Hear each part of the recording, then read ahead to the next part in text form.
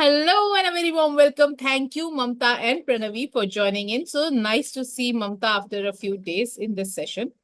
Thank you so much for joining in. Today we are diving into part two of this book, The Power of Intention, wherein we are going to read about putting intention to work. Last chapters and last part, may we have understood what is intention, what are the phases of intention, how to connect, what would be the obstacles. Now is the time when we start putting intention to work. Are you ready? Yes. Amazing. Part two, putting intention to work. We are already one and we imagine we are not. And what we have to recover is our original unity. Whatever we have to be is what we are. Whatever we have to be is what we are. Thomas Merton said this. All right, we are on chapter number 7, which says, "It is my intention to respect myself at all times." A man, a man cannot be comfortable without his own approval, says Mark Twain. Here's a simple truth to begin this chapter. You did not originate from a material particle as you have been led to believe. Your conception at the moment of your parents' blissful commingling was not your beginning. You had no beginning. That particle emanated from the universal energy field of intention, as do all particles. You are a piece of what universal mind of creation, and you must see God inside of you and view yourself as a divine creation in order to access the power of intention in your lives. Unless and until we see ourselves as the divine souls, I believe that we won't be able to see others as divine souls either. सबसे पहले तो you have to understand that we have that speck, that sparkle, that golden dust inside of us. Then only we will start seeing it in others. Give this idea a healthy dose of your attention. Right now, in this moment, as you read these words, contemplate the enormity of what you are reading. You are a piece of God. You are a living, breathing creation that emanated from the universal mind of all creating source. You and God are the same thing. Very simply put, when you love and trust yourself, you are loving and trusting the wisdom that created you. And when you fail to love and trust yourself, you're denying that infinite wisdom in favor of, isn't this so powerful? Your own ego. It's important here to remember that at every single moment of your life, you have the choice to either be the host to God or a hostage to your ego. Did this touch you? Do you want to share anything on this?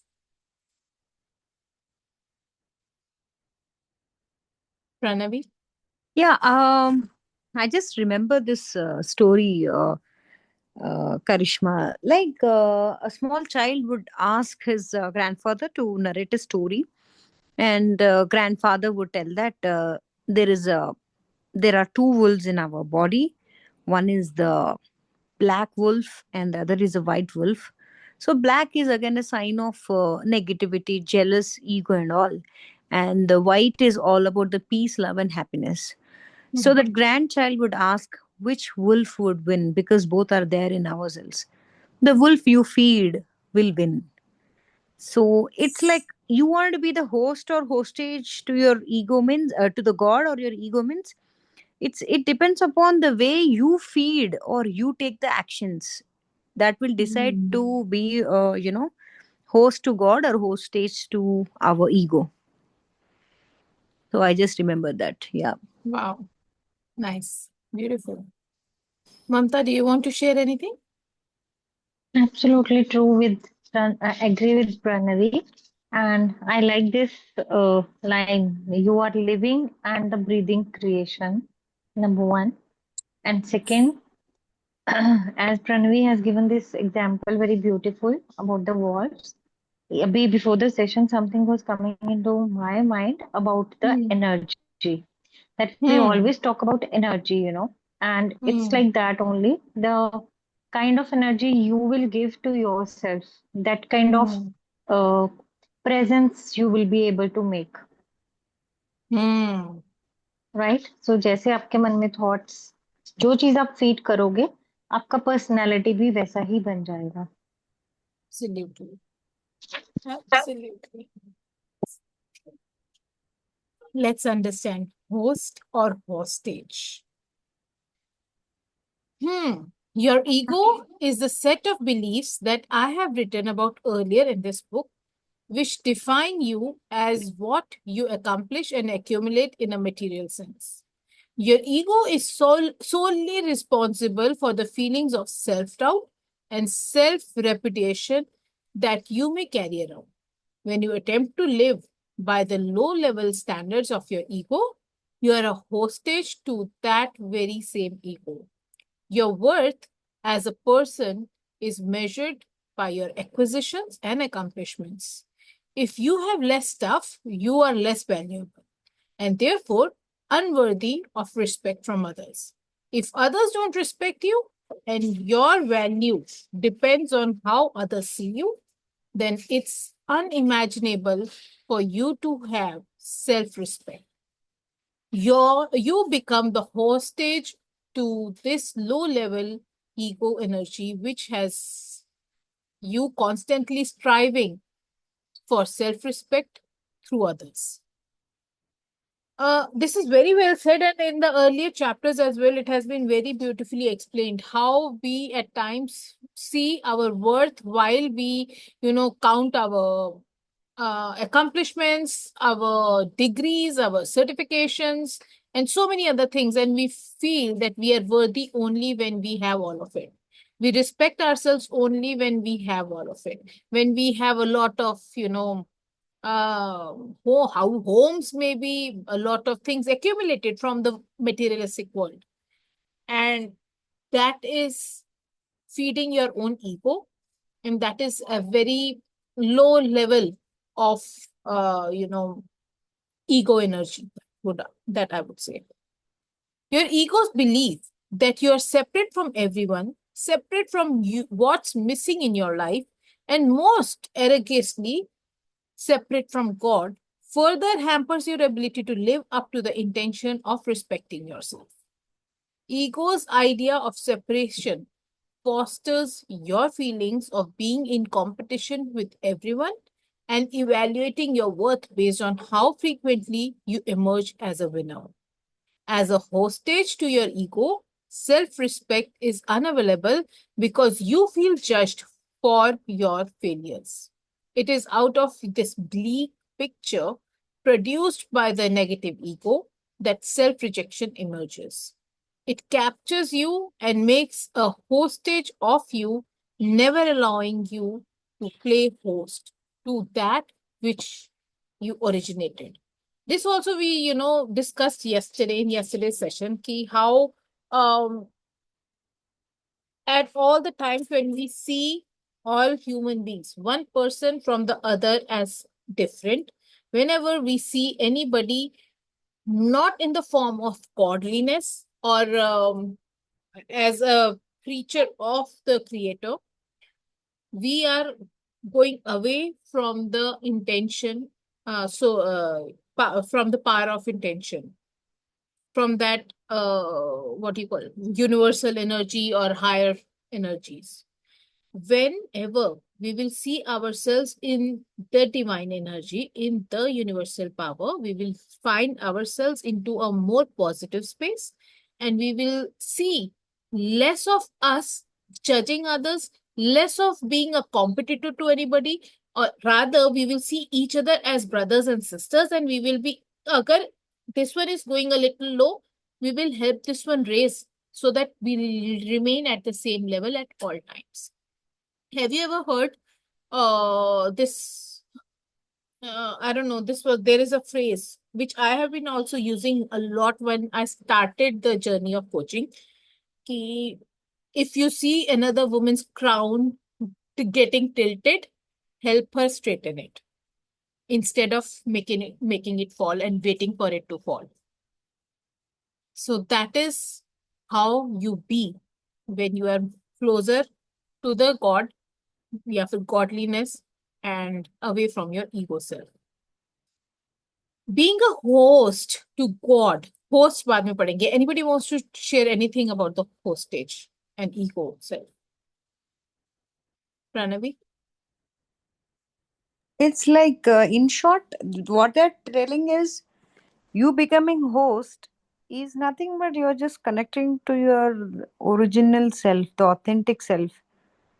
So it's better to connect to the original self than Hmm. becoming a victim of your mind.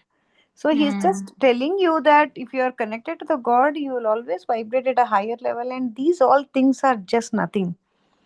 So actually, to be very honest, if you are in the godly presence, you seriously don't know what are these, and they just droop away. It's Yes. just like a connection. The moment you are lost from that God's connection, again these all tendencies would come back to us. So you need to be consistent to be present, and always you should be the host to God. And it is so miraculous. I would say it is so miraculous that it is in each moment that we are into that energy that keeps us aligned and straight. Otherwise, it is in a speck of a second we can drift away from it and be in our ego self. Yes, yes, that you need to be aware of it, and it is possible with little of patience, and it all depends upon the janmas also, Karishma. You should have immense Yes. patience. So, but it works out. Hmm. Pranavi is asking or telling why No, we not me. connected, why we connected it with ego. Maybe the person is not aware, not having that sense what the native is facing actually. Mamta, can you elaborate on this, please? So, what does she mean is why the man is always connected to ego, but then the thing is when the man is growing up in a particular environment, in Mhm. a particular society, Mhm. so there is something called as the domestic pressure, the Hmm. society's pressure. So in that presence, obviously your ego would be triggered, and you would get connected to ego. So you Hmm. should create an inner environment in such a way that you can be detached from the world yet in an attached way, and that condition is Hmm. possible with some or the other sadhana, as you wish, like any mantra japa or whatever. So that itself will create, it will dissolve all the domestic pressures around you, and then it will take to a higher place. I think I have answered to your question, Mamta, but then yeah. Does that answer your question, Mamta? Agree. Okay. Now, yes. Okay. Yes. Yes. Good. Thank you, Pranavi, for taking Yeah, that. yeah, welcome. Being a host to God means always seeing your authentic connection to your source. It's knowing that it's impossible for you to ever be disconnected from the source from which you came. Personally, I thoroughly enjoy being a host to God. As I write here each morning, I feel that I am receiving words and ideas from the power of intention, which allows me to bring these words to this page. I trust in the source to provide me with the words. Therefore, I'm trusting in the source that brought me into the physical world. I am eternally connected to this source. Beautiful. This awareness simply does not include a lack of respect for intending this book into form. The conclusion I have come to is that I am worthy of my intention to write this book and have to publish and in your hands today. In other words, I respect the piece of God that I am. I tap into the power of intention, and my feelings of respect for it enhances my respect for myself.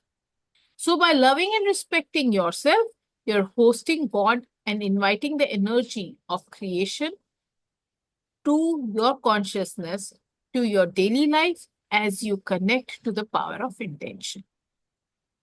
And what do we have in the chat? Yes, beautiful. Amazing. So, uh, now do we understand that why do all the mentors and coaches have all of a sudden started talking about self love, self worth, self respect, self esteem? Maybe this is the place that we are going to be kinder to ourselves, to see that uh, part of God within each one of us, to be a better version of us, to be doing the same for the people around. How I keep on also saying, when we start loving ourselves, respecting ourselves, taking care of ourselves nicely enough, we are going to give out to the world even better. Anybody wants to share anything? Please feel free to unmute yourself. Mm, I don't know the 2 weeks, not 2 weeks, a month back, I guess. Yeah. A month back, in my community, I just, there was some class, Bhagavad Gita class going on, and I just entered into the class just like that. So, one of the ladies, she was like, the moment she saw me, she just corrected her posture and she was just rolling her shoulder blades out, and she was sitting stiff. I was like, suddenly, what happened to this lady? And she was like, Pranavi, the moment I see you, I feel like being straight like this. I would like to be like you. So it's Mm. like the energy, it's not only we maintaining ourselves, but the moment the other person sees and starts mimicking you at an unconscious level, Hmm. uh, I mean, I felt very happy because I never knew that I'm giving that kind of positivity to them. This all Wow. happened unconsciously. So it's like I would get inspired and motivated seeing you to be, as energetic or inspirational or whatever. But then the way she has corrected her posture and looking at me in a smiling way it was so good because I gave a smile to Hmm. her, I gave some positivity to her, and I Yes. inspired her. So this is again the other point of view. In my point of view, I never thought that I would spread that energy to her. But then Hmm. that is the way the people receive. So if you really groom yourself and if you really vibrate to that positive energy, obviously the other person at a subconscious level would catch hold of it. Absolutely true. So yeah.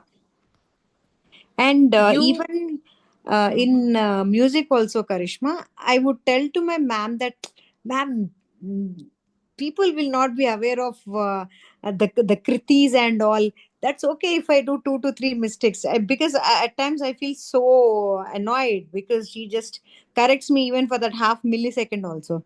I said, no one Hmm. cares, ma'am, you keep quiet. And she's like, no, Pranavi, the opposite person's souls, his or her soul would definitely catch the Mhm. mistake. They may not know the language, they may not know the music, but then it's Hmm. the vibe which catches. So, whatever you're giving, just give the purity out to the universe. The soul will definitely accept it. Wow. So, I don't know, somewhere I remembered this when I was listening to this. Yeah. It is very rightly said, Pranavi, that wherever we go, we carry our own energies. And people do get affected. Why is it that somebody enters the room and you start feeling irritated? Why is it that somebody comes into the room and you suddenly have a broad, big smile? Where is it that somebody comes into a room and you're like, oh, I also want to hug this person? Because you carry an energy that has a lot of aura. It is expansion of you. And when you come into the room, people wish to be that with you. Yes. Hmm. And yes, even when I see your face, when you switch on the camera, I also feel that way. थोड़ा सा सीधा. She's a yoga instructor. I know, very funny because Karishma, when I meditate or when I sit on this particular things, I would feel that I'm away from my body, looks, and all. So I would feel little conscious of it. So I'll just throw them away and just I'll try to connect, with my heart and soul. So yeah, it's like that. Wonderful. Even Mamta is saying, beautiful Pranavi, awesome learning. Give your Oh yeah, best. thank you so much, Mamta. Give your best. Give your best is the message. Pranavi, do you want to read ahead from here? Yeah. Sure. Uh,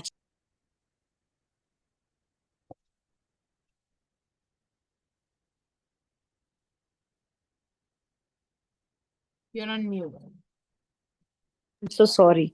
The energy of intention and your self respect.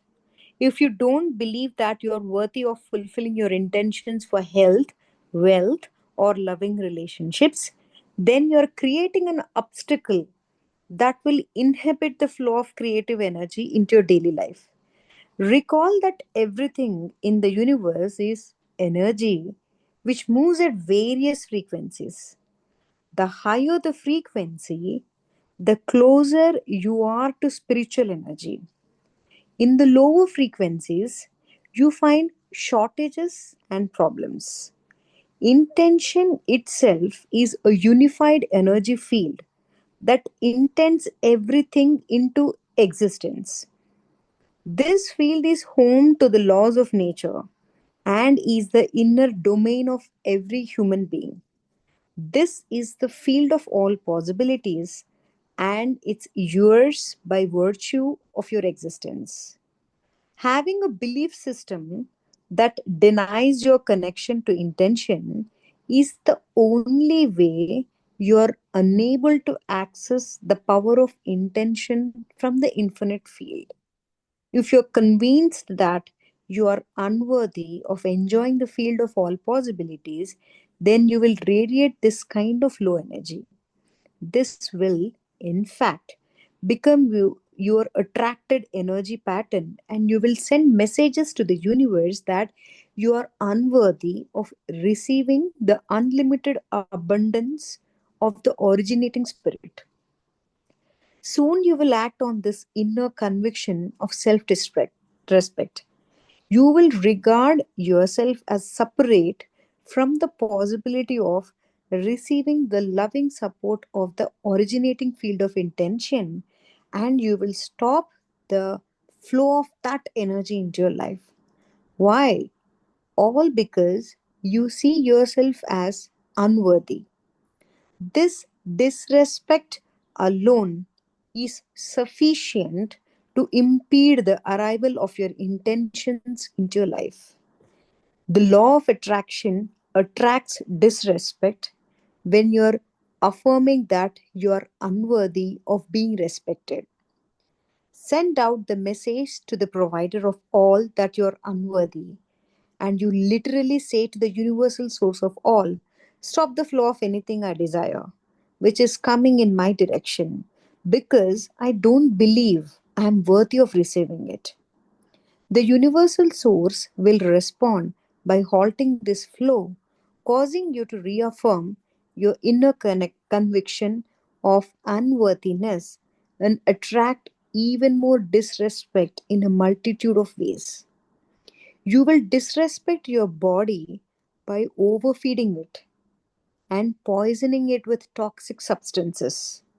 You will display your lack of self respect in how you carry yourself, how you dress, how you fail to exercise, how you treat others. On and on goes the list. The antidote to this dreary picture is to make an internal commitment to respect yourself and to feel worthy of all that the universe has to offer. If anyone is entitled to success and happiness, everyone is, because everyone is always connected to intention. Simply put, disrespecting yourself is not only disrespecting one of God's greatest creations, it's disrespecting God. When you disrespect your source, you say no to it and you turn away from the power of intention. This stops the flow of energy that allow you to put your individual unbending intent into practice. All of the positive thinking in the world will do you absolutely no good if those thoughts don't emanate from respect for your connection to intention. The source of your thoughts must be celebrated and loved, and this means having the self respect that's in harmony with the omnipresent source of intelligence. What's the source of your thoughts? Your beingness. Your beingness is the place from which your thoughts and actions come. When you disrespect your being, you set in motion a chain reaction culminating in unfulfilled intentions. Self respect should be a natural state for you, just as it is for all of the animal kingdom. There is no raccoon. Raccoon is a North American animal. There is no raccoon out there who believe himself unworthy of what he intends to have. Were that so, the raccoon would simply die by acting on the basis of his inner conviction that he was unworthy of food or shelter, and whatever else raccoons desire. He knows he is respectable, never finds any reason for self repudiation, and lives out his raccoonness in perfect order. The universe provides and he attracts those provisions into his world. What you think of yourself is what you think of the world. How do you see the world you live in? What do you think people in general are really like? Do you believe that evil is trumping over good? Is the world filled with egocentric, selfish people? Can the little guy ever get ahead? Are government entities and all their representatives corrupt and untrustworthy? Is life unfair? Is it impossible to get ahead if you don't have connections? All of these attitudes emerge from your own assessment of your personal interaction with life.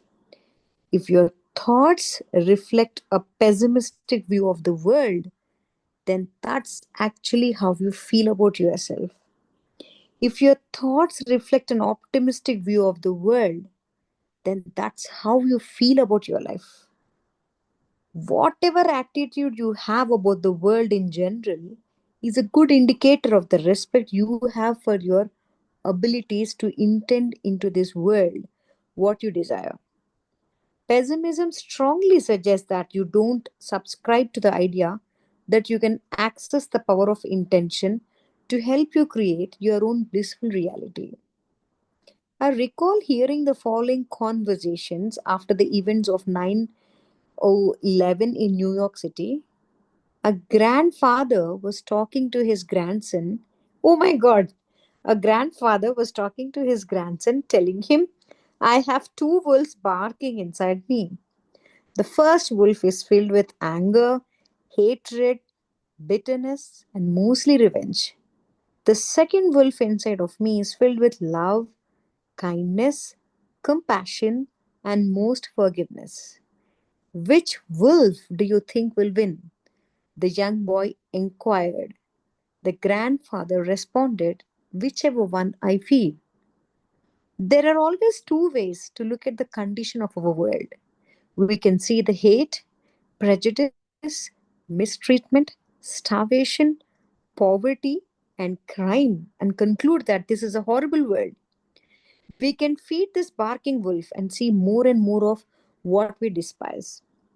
But this will only fill us with the same things that we find so malignant. Or we can look at the world from a position of self love and self respect and see the improvements that have been made in race relations in our lifetime. The fall of so many dictatorships, lower crime rates, the dismantling of the atrocious apartheid systems, the elevated consciousness of the environmental movement, and the desire on the part of so many to rid our world of nuclear weapons and instruments of mass destruction. We can remind ourselves that for every act of evil in the world, there are millions acts of kindness. And we can then feed the second wolf that barks from a position of hope for humanity. If you see yourself as a divine creation, you will look for this in your world view, and the gloom and doom naysayers will have no impact on you and your self respect. When you have a gloomy picture of what the world looks like, you're unreceptive to the potential assistance that's there to help you with your own individual intentions. Why would others want to come to your aid when you view them as a contemptible? Why would the universe be attracted to that which repels it? How could a world that's so corrupt ever be of assistance to someone who has noble intentions? The answer to these questions are obvious. You attract into your life what you feel inside. If you feel that you're not worthy of being respected, you attract disrespect. This weak self respect is a result of an exceptionally rusty link to the field of intention. This link must be cleansed and purified, and that takes place within your own mind. I have specifically chosen self respect as the first chapter in part 2 on applying intention because without high esteem for yourself, you shut down the entire process of intention. Without unflagging, the meaning of unflagging is not decreasing. Without unflagging self respect, the process of intention is operating at the lowest levels. The universal field of intention is love, kindness, and beauty, which it has for all that it brings into the material world. Those who wish to replicate the works of the universal, all creating minds must be in harmony with the attributes of love, kindness, and beauty. If you disrespect anyone or anything that God creates, you disrespect that creative force. You are one of those creations. If you view yourself disrespectfully, you have forsaken, cast aside, or at the very least, sullied your connection to the power of intention. It's important that you recognize that your entire world view is based on how much you respect you have for yourself. Believe in infinite possibilities and you cast a vote for your own possibilities. Stand firm on the potential for humans to live in peace and be receptive to all. And you're someone who is at peace and receptive to life possibilities. Know that the universal is filled with abundance and prosperity and is available to everyone. And you come down on the side of having that abundance show up for you as well. Your level of self regard must come from your knowing within yourself that you have a sacred connection. Let nothing shake that divine foundation. In this way, your link to intention is cleansed, and you always know that self respect is your personal choice. It has nothing to do with what others may think of you. Your self respect comes from the self and the self alone. Amazing. Thank you, Pranavi, for reading that. Yeah, welcome. All right. Anything that touched you? while we were reading this. One of the things that I have, underlined from this space that what we have read was the universal field of intention is love, kindness, and beauty, which it has for all that brings into the material world. Those who wish to replicate the works of universal, all creating mind must be in harmony with the attributes of love, kindness, and beauty. And if you disrespect anyone or anything that God creates, you disrespect that creative force. That, brings us, niches us down to the fact that, yes, Mamta is saying feed right and self love. Amazing. That niches it down to the fact that one must operate from the space of love, kindness, and beauty if we want to see the divinity in ourselves as well as others.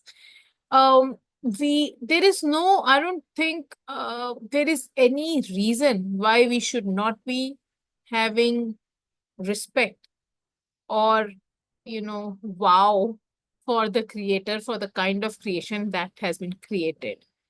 But yet, yes, it is also saying, I also found somewhere in the lines wherein it was reflecting whatever you focus on expands. If you keep on focusing on the negative side of the world, it is going to expand even more. You will be so. Have you ever seen that if there is a news of a rape case in the news, and how does it happen that all of a sudden all the news around the world comes for the rape, rape, rape, rape, rape? Because whatever you bring your focus on, that starts coming in. And now, when we focus with our own eye, if we start seeing that, rape hua, then our eyes will always keep on looking out for another, news around rape. Why, when we look out for goodness in others, we keep on looking out and we are finding more and more and more good people. Not everybody is sitting in this room.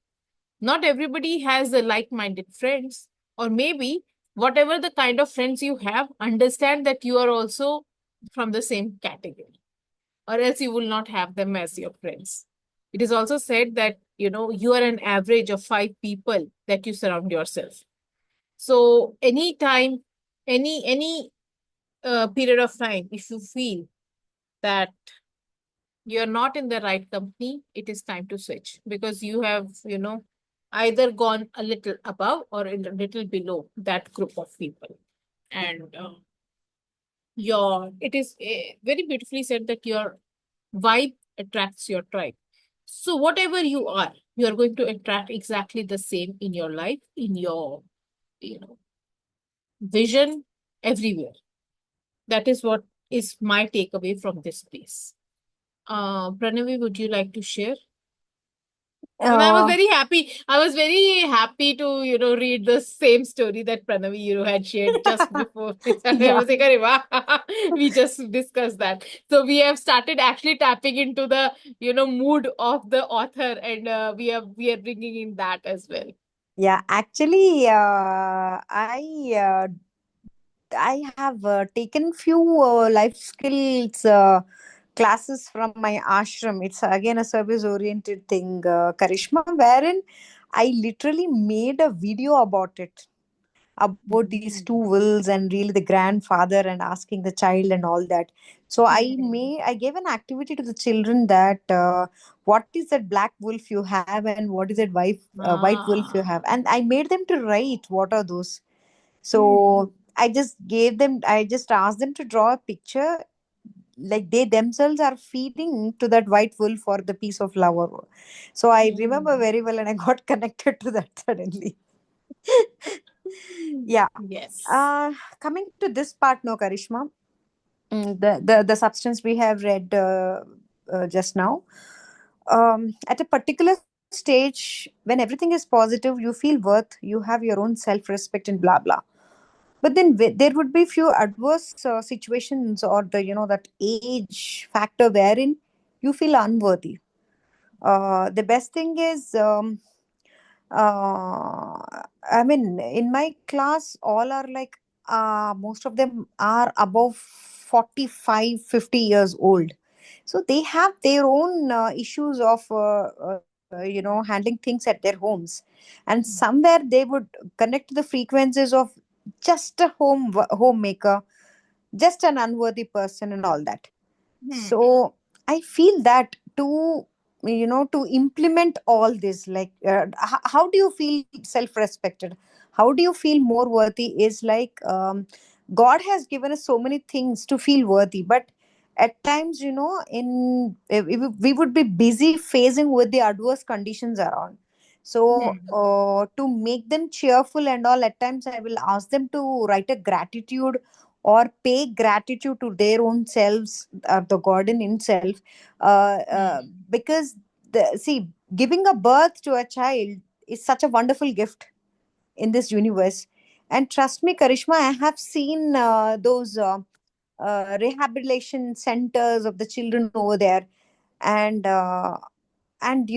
one kid is having disorder that's absolutely fine, ADD, ADHD, or whatever. Hmm. Trust me, there are parents whose both the children are like that.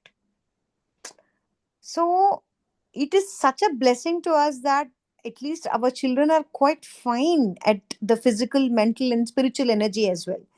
So you should feel very happy that you gave birth to a healthy being. So it's all your DNA or whatever. You should be so much grateful.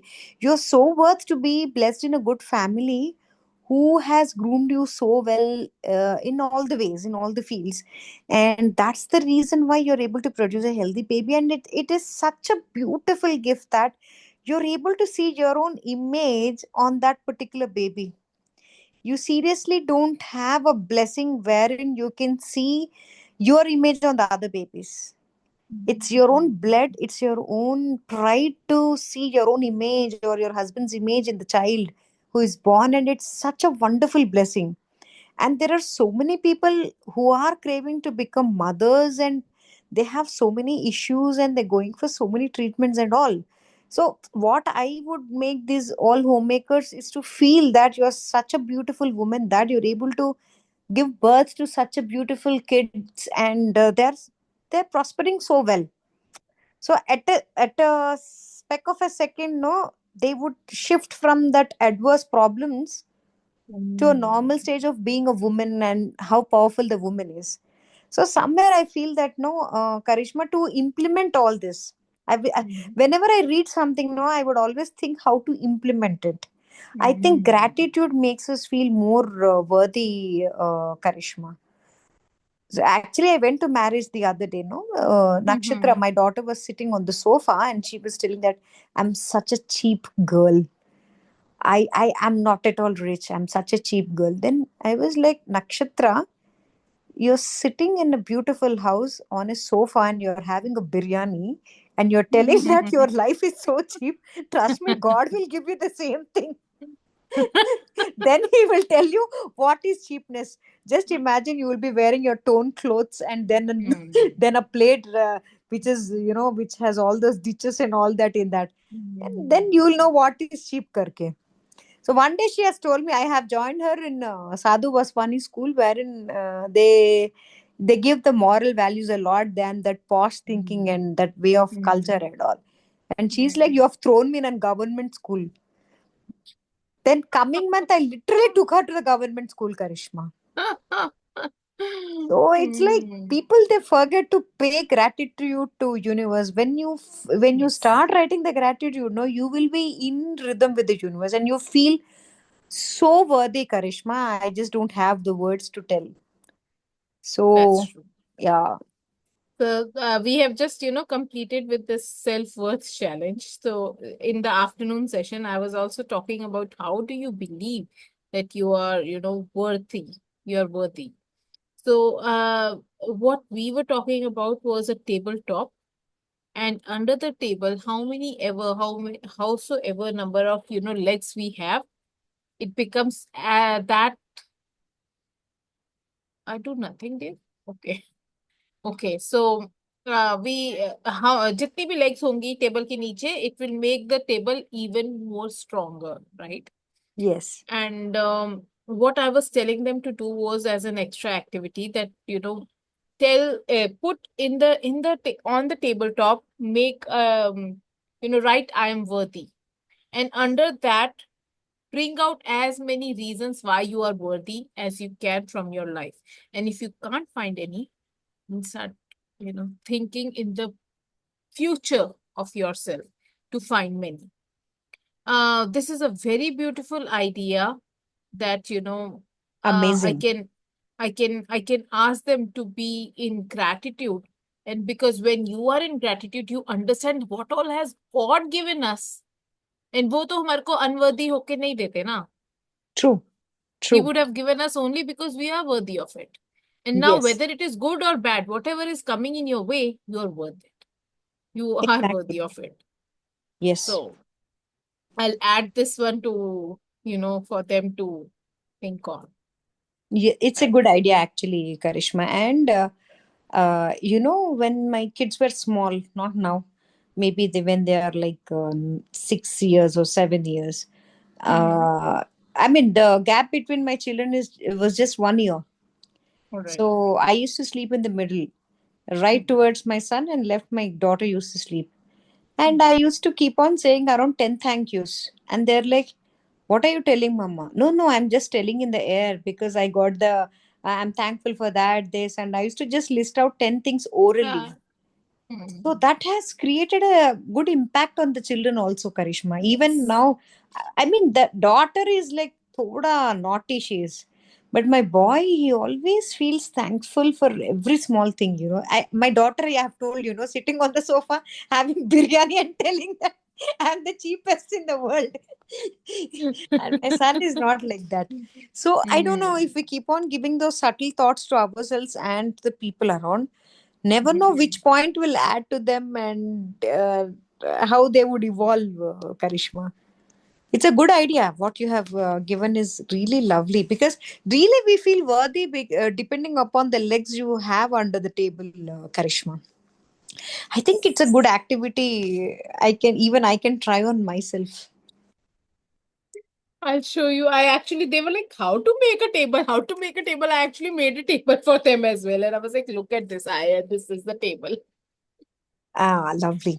And then this is, I am worthy, and put as many legs as possible, telling that why are you worthy. And actually, I gave them the activity to write 25 reasons why you are worthy. And once Mhm. you have done, so there is Renu is in there, that group, and she did that. And I Mhm. was like, Very good. I am so proud of you. Superb. Let's make it phenomenal. Give me 100 reasons why you're worthy." And she's working on it now.